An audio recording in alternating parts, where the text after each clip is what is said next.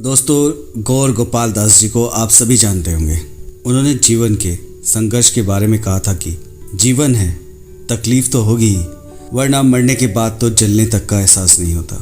ये सच है कि जीवन में सुख दुख सुबह और रात की तरह आते और जाते हैं, लेकिन कभी कभी कुछ परेशानियां बहुत समय तक पीछा नहीं छोड़ती हैं। इस वीडियो में जो नियम बताने जा रहा हूँ, अगर आप आज से ही इस नियम को अपनी लाइफ में अपना लेते हैं तो इतना तो मैं आपको लिख कर दे सकता हूँ। अगर आपकी किस्मत में कई वर्षों का दुख भी लिखा होगा ना, तो वो दुख कुछ दिनों में ही समाप्त हो जाएगा, और अगर कुछ दिनों का दुख होगा तो कुछ क्षणों में समाप्त हो जाएगा। मैं इस नियम को एक कहानी के माध्यम से आपको समझाने जा रहा हूँ, और इस वीडियो के लास्ट में एक महत्वपूर्ण प्रोसेस है आपके लिए, जिसे अगर आप डेली रूटीन में अपनाते हैं तो वह आपके जीवन को सफल और समृद्ध बनाने में आपकी बहुत मदद कर सकता है। तो मेरी आपसे रिक्वेस्ट है, प्रार्थना है कि आप अंत तक साथ बने रहिएगा। तो आइए दोस्तों, सुनते हैं उस कहानी को। दोस्तों, एक कबूतर रेगिस्तान में रहा करता था। वह कुछ समय से बहुत बीमार चल रहा था, और इसी वजह से उसके सारे पंख भी खराब हो चुके थे, जिसके कारण वह न खाना तलाश नहीं कर पा रहा था और कई दिन से भूखा था। एक दिन की बात है, एक सफ़ेद रंग का बहुत ही सुंदर कबूतर उधर से गुजर रहा था। उस बीमार और दुखी कबूतर ने उस सफ़ेद रंग के कबूतर को देखा और उसे रोका और उससे पूछा, तुम कहाँ जा रहे हो? उस सफ़ेद कबूतर ने उत्तर दिया, मैं दूसरे लोक का कबूतर हूँ और दूसरे लोक में जा रहा हूँ। बीमार कबूतर ने कहा, क्या तुम ईश्वर के दूत हो? सफ़ेद कबूतर बोला कि हाँ, ऐसा ही समझ लो। बीमार कबूतर ने कहा कि तुम मेरा एक काम कर सकते हो? सफ़ेद कबूतर बोला, हाँ हाँ बताओ, मैं कर दूंगा। बीमार कबूतर ने कहा, ईश्वर से बस इतना पूछकर बता दो कि मेरी पीड़ा, मेरा दुख कब तक समाप्त हो जाएगा। उस सफ़ेद कबूतर ने कहा, ठीक है, निश्चित ही पता कर लूँगा और तुम्हें बता दूंगा। और उस सफ़ेद कबूतर ने इतना कहकर बीमार कबूतर से विदा ली। वह सफ़ेद कबूतर देवलोक पहुंचा और उसने एक देवदूत से पूछा कि वह कब तक ठीक हो जाएगा। देवदूत ने बताया कि उस पक्षी के जीवन में अगले 7 वर्षों तक इसी तरह का कष्ट लिखा हुआ है और उसे ऐसे ही 7 वर्ष तक कष्ट भोगना पड़ेगा, तब तक उसके जीवन में कोई खुशी नहीं है। यह सुनकर वह सफ़ेद कबूतर बहुत दुखी हुआ, क्योंकि उसे लगा कि वह तो पहले ही से इतना बीमार और दुखी है, अगर वो ऐसा सुनेगा तो वह और निराश हो जाएगा। उस दैवीय कबूतर ने उस देवदूत से पूछा, क्या आप इसका कोई उपाय बता सकते हैं? देवदूत ने उत्तर दिया, हाँ, एक उपाय ऐसा है जो उसके दुख को 7 दिन में ही समाप्त कर सकता है। यह सुनकर वह सफ़ेद कबूतर बहुत खुश हुआ और बोला, कृपया आप मुझे वह उपाय बता सकते हैं? देवदूत ने कहा कि हाँ, मैं बता सकता हूँ। ध्यान से सुनो।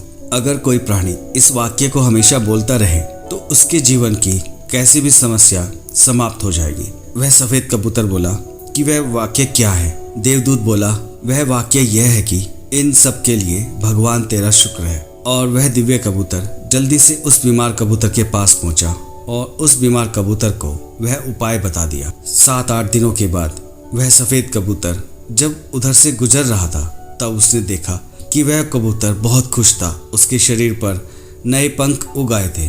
वह सफ़ेद कबूतर बहुत आश्चर्यचकित था, क्योंकि उसने मन में सोचा कि ऐसा कैसे हो सकता है कि किसी के भाग्य में अगर 7 वर्षों तक कोई खुशी नहीं लिखी थी, फिर भी यह पक्षी इतना खुश कैसे हो गया। इस सवाल को ध्यान में रखते हुए सफ़ेद कबूतर देवलोक में पहुंचा और देवदूत से पूछा कि बस इतना बोलने से इतनी जल्दी कैसे भाग्य बदल सकता है। तब देवदूत ने उत्तर दिया कि हाँ, ये सच है कि पक्षी की जिंदगी में 7 साल तक कोई खुशी नहीं लिखी थी, लेकिन वह पक्षी हर स्थिति में इन सब के लिए भगवान तेरा शुक्र है बोल रहा था और भगवान का शुक्र अदा कर रहा था। इसी कारण से उसका जीवन बहुत कम समय में बदल गया। जब पक्षी गर्म रेत पर गिर गया तो उसने इन सब के लिए भी ईश्वर को कहा, इन सब के लिए ईश्वर तेरा लाख लाख शुक्र है। वह पक्षी उड़ नहीं सकता था, तो उसने इन सब के लिए भी ईश्वर को कहा, ईश्वर तेरा लाख लाख शुक्र है। उसे प्यास लगने लगी और आसपास पानी नहीं था, तो उसने कहा, इन सब के लिए भगवान तेरा शुक्र है।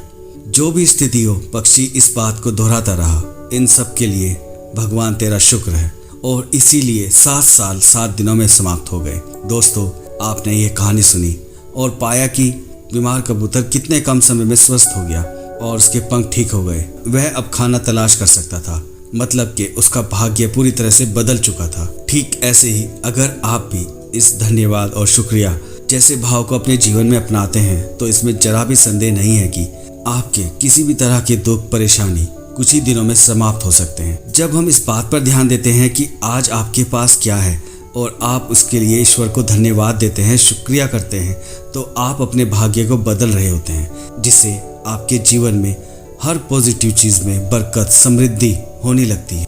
इस कहानी से आपने सीखा कि किसी भी चीज़ का आभार व्यक्त करना और उस चीज़ के प्रति शुक्रगुजार होना आखिर कैसे हालात और समय को बदल सकता है।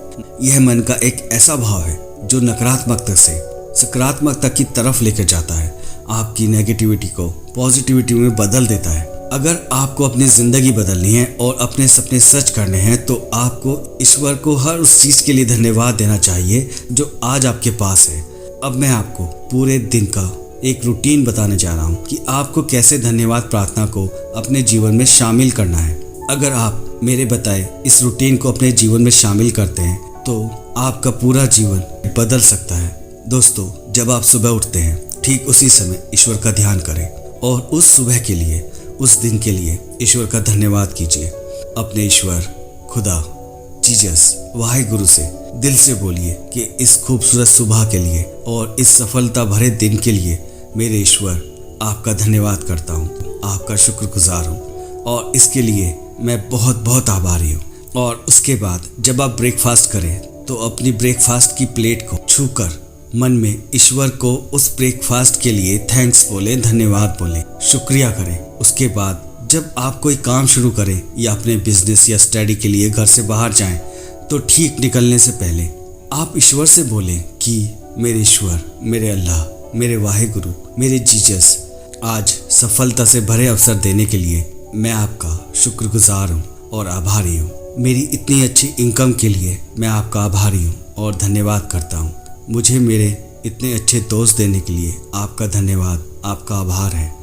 मेरे कार्य को सफल करने के लिए आपका आभार है और धन्यवाद करता हूँ। मुझे आज कुछ नया सिखाने के लिए आपका आभार है और आपका धन्यवाद करता हूँ। दोस्तों, ठीक ऐसे ही जब आप दोपहर का खाना खाते हैं तो आपको वही प्रोसेस दोहराना है जो आपने ब्रेकफास्ट के समय किया था और रात के खाने के समय भी खाने की प्लेट को छूकर ईश्वर को धन्यवाद देना है।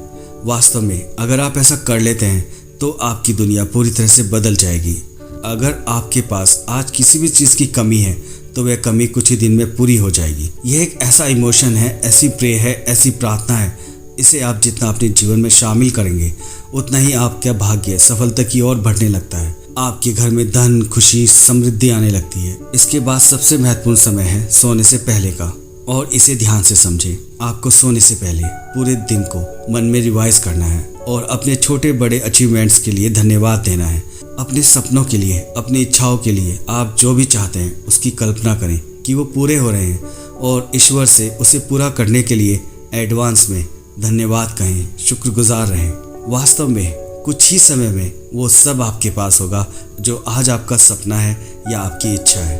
आपको सोने से पहले एक बार अपने ईश्वर से इस तरह से प्रार्थना करनी है, मेरे ईश्वर, मेरे अल्लाह, मेरे वाहिगुरु, मेरे जीसस, मेरे सपनों को पूरा करने के लिए आपका धन्यवाद है, आपका शुक्रिया है और मैं आपका आभारी हूँ। मेरे कार्य को सारे वर्ल्ड में प्रसिद्ध करने के लिए मैं आपका कोटि कोटि धन्यवाद करता हूँ और मैं आपका आभारी हूँ। मुझे सफलता से भरे अवसर देने के लिए मैं आपका धन्यवाद करता हूँ और आभारी हूँ। मेरी इतनी अच्छी इनकम के लिए मैं आपका आभारी हूँ और धन्यवाद करता हूँ। इतने अच्छे दोस्त देने के लिए आपका आभारी हूँ और आपका धन्यवाद करता हूँ। मेरे कार्यों को सफल करने के लिए और मुझे सफलता देने के लिए आपका आभारी हूँ और आपका धन्यवाद करता हूँ। मैंने आज जो कुछ भी नया सीखा है उसके लिए आभारी हूँ और धन्यवाद करता हूँ। दोस्तों, मुझे उम्मीद है ये वीडियो आपको पसंद आया होगा और आप इसका यूज़ ज़रूर करेंगे। यहाँ तक साथ देने के लिए आपका दिल से धन्यवाद।